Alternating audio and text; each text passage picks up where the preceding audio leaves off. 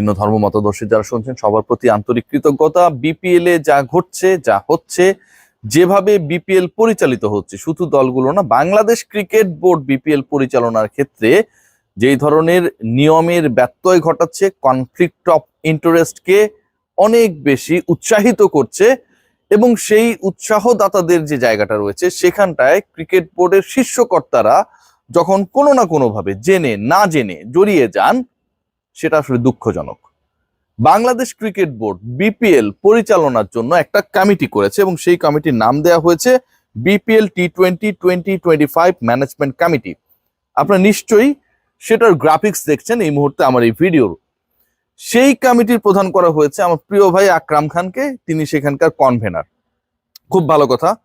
11 সদস্যের কমিটিতে আমরা যদি খেয়াল করি যে প্রথম 6 জনকে আপনারা সবাই চিনবেন, they are involved with cricket board, cricket বোর্ডের ডিরেক্টর তারা। 6 নম্বর নামটা হচ্ছে মঞ্জুর আলমের। 7 নাম্বার 8 নাম্বার থেকে শুরু করে 11 পর্যন্ত যদি আমরা লিস্ট দেখি, তাতে কয়েকটা নাম আসে যে নামগুলো আসলে নানা প্রশ্ন তৈরি করে, নানা বিতর্ককে উৎসে দেয় এবং এই মানুষগুলো কিভাবে বিপিএল ম্যানেজমেন্ট কমিটিতে ঢুকে গেল সেই জায়গাটা নিয়ে যথেষ্ট সন্দেহ তৈরি করে। আমি যদি বলি যে নাম্বার 8-এ যার নামটা রয়েছেন নাসের এম হুসাইন ব্র্যাকেটে জুবায়ের, তিনি মেম্বারের রোলে রয়েছেন। বিপিএল আয়োজক কমিটি, ব্যবস্থাপনা কমিটির মেম্বার করা হয়েছে এমন একজনকে যিনি প্রিভিয়াস বিপিএল এর ডিফল্টার, সিরিয়াসলি, যিনি নিজে একটা সময় দল নিয়েছিলেন এবং সেই কাগজটাও এখন আমি আপনাদেরকে দেখাবো, সেই দলের ডিটেলসটা আমি আপনাকে দেখাচ্ছি, নিশ্চয়ই আপনারা দেখতে পাচ্ছেন। এবং সেই পার্টিকুলার দল তিনি নিয়েছিলেন তখন তিনি যেই টাকায় বিপিএল এর দল নেয়া কিংবা হচ্ছে বাংলাদেশ ক্রিকেট বোর্ডের সাথে আর্থিক ডিলিংসটা যেমনটা হওয়ার কথা ছিল সেটা মেনটেন করতে ব্যর্থ হয়েছেন। আমি আপনাদেরকে দেখাচ্ছি, সেখানটায় তার শেষ পর্যন্ত 42,74,200 টাকার মতো টোটাল যে ডিউসটা সেটাও কিন্তু উল্লেখ রয়েছে। সো ওই টুর্নামেন্টের নাম ছিল বঙ্গবন্ধু বিপিএল। সেই বিপিএল এ যিনি দল নিয়েছিলেন, ইন্টারেস্টিংলি যিনি সেই বিপিএল এর ডিফল্টার ছিলেন, তিনি বর্তমান বিপিএল এর ম্যানেজমেন্ট কমিটির মেম্বার। এবং তিনি যে মেম্বার হয়েছেন, মজার ব্যাপারটা কি জানেন, এই মেম্বারশিপের সিগনেটরি বা এই যে টোটাল প্রক্রিয়াটার সিগনেটরি হচ্ছে বাংলাদেশ ক্রিকেট বোর্ড 2025 সালে 24-25-এর বিপিএল এর ম্যানেজমেন্ট কমিটির মেম্বার বানিয়েছেন, সিগনেচার করেছেন প্রেসিডেন্ট নিজে। সেকেন্ড পয়েন্ট, যেটা ওই সময় যে বিপিএল হয়েছিল বঙ্গবন্ধু বিপিএল, সেই সময় যিনি ডিফল্টার ছিলেন, মনে করা হয় যে প্রিভিয়াস বোর্ডে যে লোকজনগুলো ছিল তারা খুব একটা কেউ সুবিধা ছিল না। তার মানে প্রিভিয়াস বোর্ড, পূর্ববর্তী বোর্ডের সাথে মিস্টার জুবায়ের দারুণ সম্পর্ক মেনটেন করেছেন, দলও পেয়েছিলেন, টাকাও দেন নাই। ভাবতে পারেন, মানে ডিফল্টার হয়েছেন। আবার সেই মানুষটাই হচ্ছে বর্তমানে যারা বিসিবি চালাচ্ছে, নতুন বাংলাদেশের বিসিবি চালাচ্ছে, সেখানে বিপিএল ম্যানেজমেন্ট কমিটির মেম্বার হয়ে গেছেন, lead by Akram Khan, sign by Faruque Ahmed. কি একটা অবস্থা, ভাবতে পারেন। খেয়াল করে দেখবেন এই মিস্টার জুবায়ের, আরো একটা ইন্টারেস্টিং তথ্য আপনাদের সাথে আমি শেয়ার করি।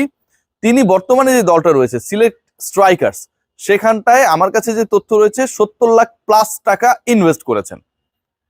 একজন মানুষ যিনি নিজেই বিপিএল ব্যবস্থাপনা কমিটির সদস্য, মানে বিপিএল ঠিকঠাক ভাবে হচ্ছে কি হচ্ছে না সেটা পুঙ্খানুপুঙ্খভাবে তিনি দেখাশোনা করবেন, ঠিক আছে, সেই তিনি আবার একটা দলে টাকা ইনভেস্ট করছেন, যেই দলটা টেবিলের তলানিতে, যেই দলের ক্যাপ্টেন আরিফুল বলছেন যে তারা দল বানাতে পারছে না। একদিকে দল বানাতে পারছে না সিলেট ম্যানেজমেন্ট, অন্যদিকে আবার সেখানটায় টাকা ইনভেস্ট করছেন। সেই টাকাটা কোথায় যাচ্ছে তাহলে? সেই টাকাটা কোথায় যাচ্ছে? বিপিএল ম্যানেজমেন্ট কমিটির মেম্বার স্বয়ং investor of a particular team. এটাও কি বিসিবি জানে না? এরপরে আসুন আরো ইন্টারেস্টিং তথ্য। মিস্টার জুবায়ের সম্পর্কে শোনা যায়, আকাশে বাতাসে ডানে বামে, এটার প্রমাণ আমার কাছে নাই, শোনা যায় যে তিনি কোনো না কোনোভাবে কোনো একটা সময়ে যখন তিনি প্রিভিয়াস বিপিএল গুলোর সাথে যুক্ত ছিলেন, আকসুর সন্দেহভাজনদের একজন। এটা শোনা যায়, এটা প্রমাণ আমার কাছে নেই। ইন্টারেস্টিং পার্ট আরো একটা রয়েছে, সেটা হচ্ছে আমরা যদি খেয়াল করে দেখি, এটাও খুব ইন্টারেস্টিং। আমি আপনাদেরকে যে তালিকাটা দেখাচ্ছি সেখানটায় আরো একজন রয়েছেন, তারপরের যে নামটা, সেই নামটা, ওনারা দুজনই আপন ভাই। দুজনই বিপিএল ম্যানেজমেন্ট কমিটির 8 এবং 9 নম্বর মেম্বার, এবং মিস্টার আমজাদ তিনি কোনো ধরনের ক্রিকেটীয় সাংগঠনিক কর্মকাণ্ডের সাথে থাকে, তো বাংলাদেশ ক্রিকেট বোর্ডে যিনি যাবেন তার তো একটা ভাস্ট এক্সপিরিয়েন্স থাকতে হয়। ইভেন ঢাকারও কোনো ক্লাব পরিচালনার সাথে যুক্ত না থাকার পরেও তাকে শুধুমাত্র বিপিএল ম্যানেজমেন্ট কমিটি না, বাংলাদেশ ক্রিকেট বোর্ডের যে কমিটি রয়েছে, স্ট্যান্ডিং কমিটি রয়েছে, 3টে স্ট্যান্ডিং কমিটি তাকে টপ লেভেলে, প্রায় অলমোস্ট টপ লেভেলে আফটার দ্য প্রেসিডেন্ট পোস্ট দেওয়া হয়েছে। আপনারা সবাই জানেন ফাইন্যান্স কমিটির ইম্পর্টেন্সটা কত, গুরুত্বপূর্ণ একটা জায়গা, সেখানকার ভাইস চেয়ারম্যান করা হয়েছে তাকে। Marketing committee, Bangladesh cricket board কিন্তু বিপণনের উপরই চলে, ক্রিকেটকে বিপণন করানো হয়, সেখানকার টপ শটদের তিনি একজন। Tender and purchase, Bangladesh cricket বোর্ডের প্রচুর কেনাকাটা করতে হয়, টেন্ডার করতে হয়, সেই কমিটিরও তিনি একটা বড় পোস্ট হোল্ড করে আছেন। এই পোস্টগুলো তো তিনি আসলে এমনি এমনি পান নাই, তাকে দেয়া হয়েছে, অথবা তিনি পাওয়ার চেষ্টা করেছেন, সেখানটায় তিনি সফল হয়েছেন।